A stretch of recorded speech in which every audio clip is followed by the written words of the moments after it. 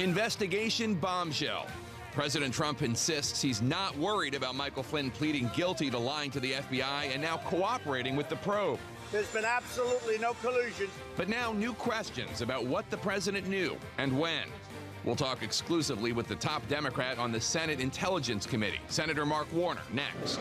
Plus, late night victory. The Tax Cuts and Jobs Act is passed. While you were sleeping and without time to read the full bill, Republican senators narrowly pass a major tax overhaul.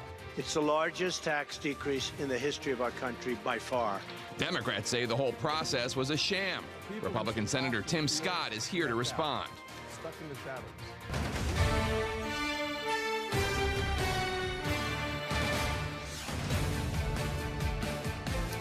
Hello, I'm Jake Tapper in Washington, where the State of our Union is trying to keep up in this insanely busy news week, with Republicans now just inches away from passing their tax bill, which will have profound consequences for the public.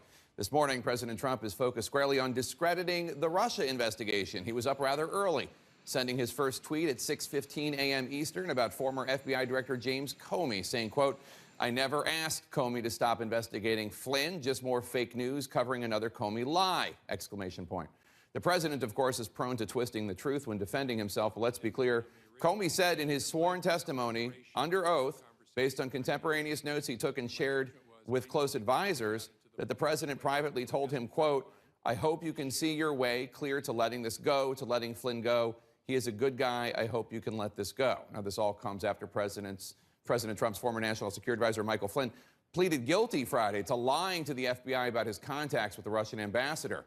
Flynn has now flipped. He has agreed to tell the Mueller team what he knows, and the president felt compelled to weigh in on that as well, tweeting Saturday that he, quote, "had to fire General Flynn because he lied to the vice president and the FBI," unquote, a tweet that would seem to suggest that if he asked Comey to back off, he already knew Flynn had committed the crime of lying to the FBI. And now questions are swirling over what the president knew and when. There's a lot to discuss with my guest, Democratic Senator Mark Warner, the vice chairman of the Intelligence Committee leading the Russia probe. Senator, thanks so much for joining us. So first, let's just start with this claim.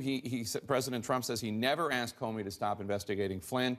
As you know better than I, Comey testified under oath before your committee in June that President Trump did ask him to drop the investigation. Whom do you believe? I believe FBI Director Comey. I think he was very credible in his testimony and his private meetings with us. And it's not just Comey. You've had an attorney general who's had to recuse himself because of untold contacts with Russians. You had the President of the United States trying to intervene, as has been reported, with other national intelligence leaders who he appointed, saying, "Could you back off?" We've had reports this week that he reached out to, your colleague, surprised by this, members of Congress saying, back off. This president has been obsessed with this investigation, always saying there's nothing there, but each week another shoe drops where we see more evidence of continuing outreach from Russians and some response from the Trump campaign and Trump individuals. In the case of Flynn, you have somebody who was his top security advisor, then his national security advisor, have a series of contacts with Russian officials beginning in early December with the president's son-in-law asking for back-channel connections to Russia, then efforts to try to intervene in American politics before they take over in terms of backing Russia off from a UN vote over Israel, then trying to get Russia to back off in terms of response to President Obama's sanctions. And now the president somehow saying he fired Flynn because he knew Flynn was lying to Pence. Well, if he knew that then, why didn't he act on it earlier? It raises a whole series of additional questions. Well, let me ask you about that tweet. I quote, "I had to fire General Flynn because he lied to the vice president and the FBI. He has pled guilty to those lies. It's a shame because his actions during the transition were lawful. There was nothing to hide." That would seem to suggest that President Trump knew that Michael Flynn had lied to the FBI, which is, of course, a crime, when he fired Flynn, and also when he, according to Comey, asked Comey to back off. That seems to be in the territory of obstruction of justice. And again, that's why I think you're going to see much more coming from the special prosecutor. Clearly, General Flynn and his son was in a great deal of legal jeopardy. The fact that General Flynn was only charged with one account, a major account, lying to the FBI, I believe means that there's many more stories that General Flynn will have to tell about his time during the campaign and during the transition. So I think there's more to come. And what we see here is this president, whenever any of his close associates falls into problems, he tries to disassociate. So the other individual, Mr. Papadopoulos, he tries to dismiss, again, somebody who's already pled guilty. His campaign manager, his deputy campaign manager, Mr. Manafort and Mr. Gates, who've been indicted, he tries to back them off. Now they're even trying to call General Flynn. I hear the White House has said this former Trump Obama appointee. Remember, General Flynn was someone who led the Republican convention in a very inappropriate, lock her up kind of chant. This guy, Flynn, was completely tied in to the Trump operation throughout the campaign and then was national security advisor. How many people can this president continue to dismiss, particularly as the circle gets closer and closer, even to family members? President Trump did say this on Saturday when asked about the Trump, when asked about the Flynn plea deal. Take a listen. What has been shown is no collusion. No collusion. There's been absolutely no collusion. Is there any evidence of collusion? Is there any evidence of the Trump campaign and the Russians having some sort of agreement on how Russia can help the Trump team during the campaign? Let's again just go through the facts. We've had an FBI director who's been fired because of the president's intervention. We had the Attorney General had to recuse himself because of his many contacts with Russians he didn't reveal. We've had a series of these other individuals indicted or pleading guilty already. We also have mounting evidence almost every week of additional contacts between the Russian government or Russian officials and officials connected to the Trump campaign under the guise of trying to improve relations. But as we look back at that meeting in June that included Trump Jr., Jared Kushner, Paul Manafort, where there were constant overtures from Russians to say, hey, we've got dirt on Hillary Clinton. We want to share that with the Trump campaign. Now, we've got more dots to connect. We've got to finish our investigation. So it's still circumstantial, no actual concrete proof yet. I'm going to reserve my final judgment until we have all these individuals in to see us.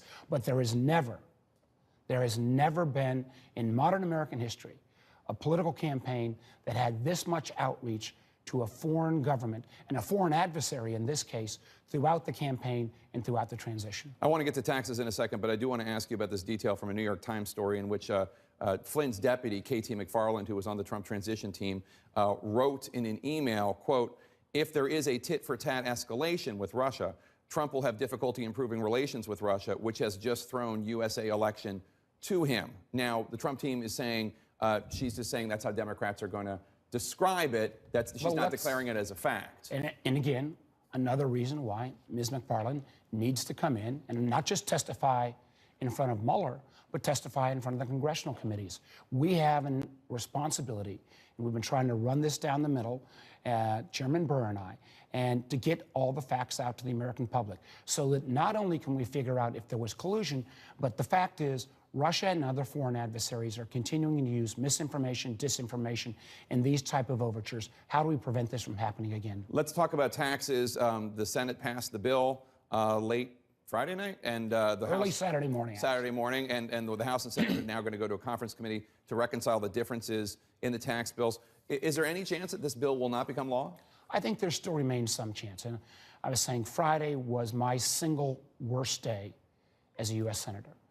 Because as somebody who wanted to be part of tax reform, who realizes we need to have a more competitive corporate rate, that realizes we need to bring back some of those American profits. But three things about this whole process that just plain stunk. One was, this was Swamp 101, the process on Friday night where the bill was being hand-drafted. Lots of provisions were being included for special interest. One got exposed already, exempting a particular religious college in Michigan, backed by the DeVos family, for special tax breaks. That got exposed at least, but I will bet you we will see literally dozens more of these special provisions put in to help special interest. Secondly, as somebody who's been passionate about not adding to our already $20 trillion in debt, this bill, I believe, will add over $2 trillion to the debt. even with whatever growth comes from these tax cuts. That's not only because of the $1.5 trillion that's already been acknowledged, but this tax bill is set up so that all of the goodies, the things that are actually somewhat helpful to individuals, are all set to expire within 5 years, creating what's called more fiscal cliffs, and chances are those provisions will be extended, driving up more debt. And third, on just plain substance. For example, I think they got some of the international provisions wrong, so that unfortunately, this bill may actually incent more companies to move businesses abroad, where they will build a factory, say, in Germany, and then put their intellectual property in some tax haven. And because you can average your taxes, have corporations still paying virtually no American tax. And then if we were going to bring back this money at such cheap rates, why not put a requirement in that these companies would actually invest some of that money in training their workforce, giving them skills they need to compete, as opposed to what I'm afraid is that we will see the vast majority of these funds come back and be used for share buyback and dividends, rather than things like investing in human capital or investing in much-needed infrastructure. All right, Senator Mark Warner, Democrat of the Commonwealth of Virginia, Vice Chair of the Intelligence Committee. Thanks for being here. Thank you, appreciate it. While the president is obsessing over the Russia investigation, Republicans are celebrating after passing the tax bill in the Senate in a wild late-night, early morning session that included scribbling last-minute changes into the bill that could change your life. Republican Senator Tim Scott of South Carolina is here to talk about that next. Stay with us.